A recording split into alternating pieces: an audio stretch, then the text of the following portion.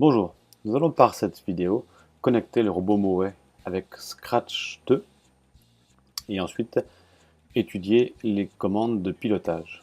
Pour commencer, il faut télécharger la nouvelle version du pack Moe World, incluant Moe World et Moe Scratch 2. On télécharge le pack.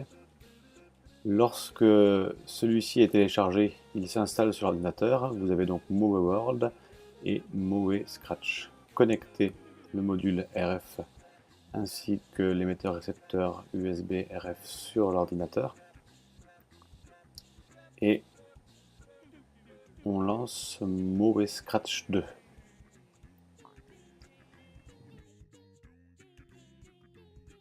L'établissement de la communication est très simple. On clique sur Programmer Moe. On pense bien sûr d'abord à brancher le câble USB sur le robot.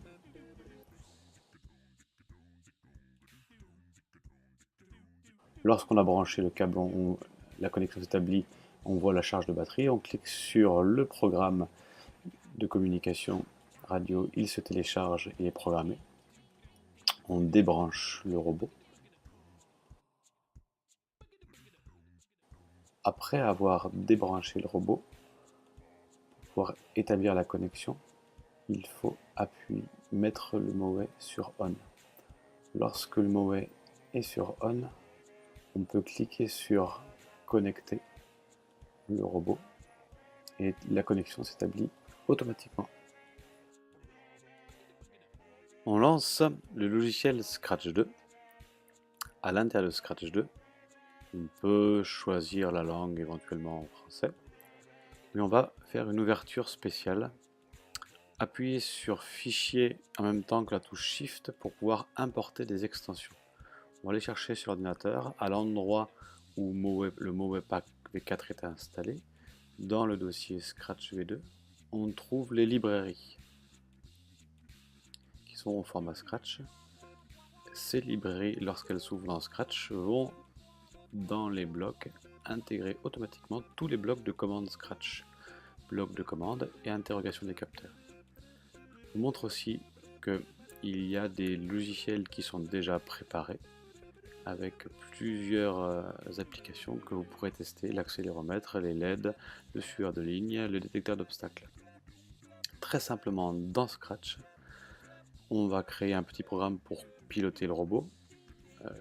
Un appui sur la touche espace va conditionner par exemple la mise en route des moteurs du Moe. Vous avez une commande très simple dans laquelle vous pouvez demander d'avancer en avant ou en arrière. On choisit la distance en centimètres et la vitesse en pourcentage de puissance du moteur. Ici 80% sur 10 cm. J'appuie sur la touche espace sur mon clavier d'ordinateur. Automatiquement, le programme s'exécute. On peut très simplement ensuite, par exemple, faire reculer le robot avec la flèche bas du clavier. La commande de recul, backward. J'appuie sur la flèche bas de mon clavier, le robot recule. Pour le faire tourner, c'est pas beaucoup plus compliqué.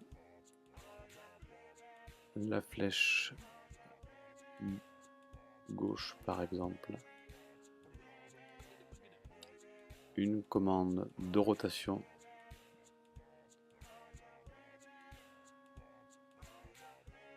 En choisissant une vitesse, par exemple. Évidemment, je vous laisserai affiner le choix de vos commandes en fonction des travaux que vous ferez avec vos élèves. Pour aller un petit peu plus loin, il est possible d'ouvrir donc des programmes déjà faits avec une commande qui simplifie énormément les choses. Je pense par exemple au niveau 5e, des commandes qui permettent de suivre des lignes automatiquement. J'ouvre le fichier follow line et celui-ci prépare un programme que l'on peut faire modifier aux élèves avec la possibilité de suivre une ligne, semble-t-il, avec le capteur de gauche ou le capteur de droite. Ce sont des programmes très simples pour adaptés au 5e voire au 6e, mais bien trop guidé pour les élèves de quatrième ou de troisième. Merci.